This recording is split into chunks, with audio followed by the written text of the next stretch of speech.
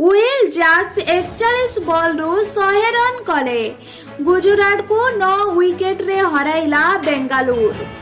Will ଜାକ୍ସଙ୍କ 41 ball ଶତକ ସହାୟତାରେ royal challengers Bengaluru ଆଜି ଆଇପିଏଲରେ ଗୁଜରାଟ ଟାଇଟନ୍ସକୁ ମାତ ଦେଇଛି।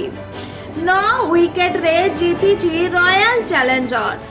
ପ୍ରଥମେ ବ୍ୟାଟିଂ କରି ଗୁଜରାଟ ଟାଇଟନ୍ସ 3 ୱିକେଟରେ 200 ରନ୍ ସ୍କୋର କରିଥିଲା। ସାଇ ସୁଦର୍ଶନ 49 ବଲ୍ରେ ଅପରାଜିତ 84 ଏବଂ ଶାହରୁଖ ଖାନ 30 ବଲ୍ରେ 58 ରନ୍ କରିଥିଲେ। ପରେ ବିରାଟ କୋହଲି 44 ବଲ୍ରୁ ଅପରାଜିତ 70, 3 ଛକା 6 ଚୌକା ଏବଂ ୱିଲ୍ ଜାକ୍ସଙ୍କ ଅପରାଜିତ 100 ରନ୍ 10 ଛକା 5 ଚୌକା କରି ବେଙ୍ଗାଲୁରୁ ଦଳକୁ 16 ଓଭରରେ ଜିତାଇ ଦେଇଥିଲେ। ଜାକ୍ସଙ୍କ ବ୍ୟାଟ୍ରୁ 90 ରନ୍ କେବଳ ଛକା ଓ ଚୌକାରୁ ଆସିଥିଲା। ଏହିପରି ଦମଦାର ଖବରଗୁଡ଼ିକ ଦେଖିବା ପାଇଁ ଆମ ଚ୍ୟାନେଲଟିକୁ